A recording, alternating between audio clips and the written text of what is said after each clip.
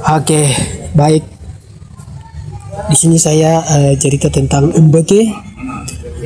Nah, MBK diprogramkan seluruh Indonesia dari rezim sekarang sampai di mana akan berjalan sesuai dengan aturan bahwa makanan bergizi gratis. Nah, di sini yang saya ceritakan sedikit adalah MBK orang Papua pertama tolak itu. Itu kebiasaan mereka sebenarnya itu mengatakan bergizi untuk anak-anak Papua tuh pantas untuk terima, malah kenapa ditolak. Tapi mereka yang tahu. Karena alasan pertama mereka tolak adalah makanan bergizi itu tidak akan kepintaran, tapi sekolah gratis mereka bisa pintar, mereka bisa apalagi kita di daerah Papua tuh paling butuh pendidikan. Nah, sekarang saya lihat di berbagai media MBK tolak. Nah, baru sadarlah, kalian baru sadar. MBK itu bisa mematikan daerah karena kebanyakan triliun yang dipotong itu cuma makanan bergizi, makanan selesai tanpa ada keuntungan. Nah, ini ada tambahan lagi nih.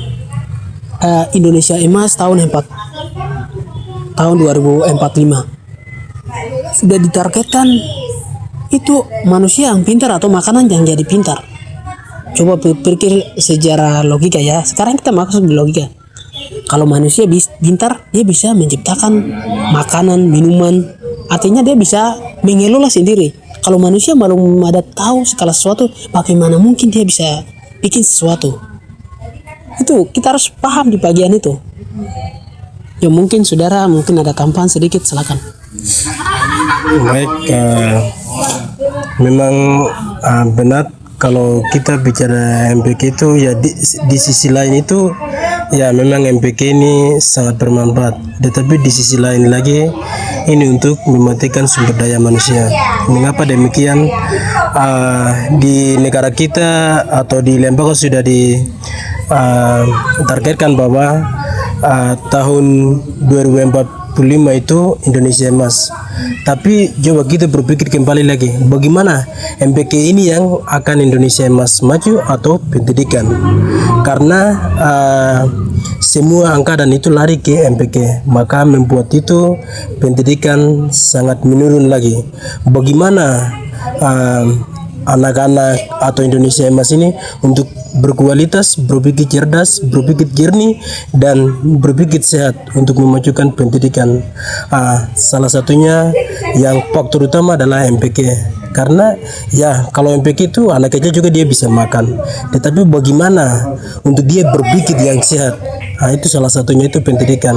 Makanya sekarang ini akan sadar untuk Indonesia bahwa MPK ini tolak. Makanya ya jujur dari Papua itu sudah tahu bahwa MPK ini untuk mempengaruhi di negara kita. Mungkin seperti itu, maka harus pendidikan yang harus layak baik dari kota maupun pelosok-pelosok hingga di pusat. Makanya MPK itu bukan bermanfaat di negara Indonesia ini. Seperti itu. Salam berjuang. Salam berjuang.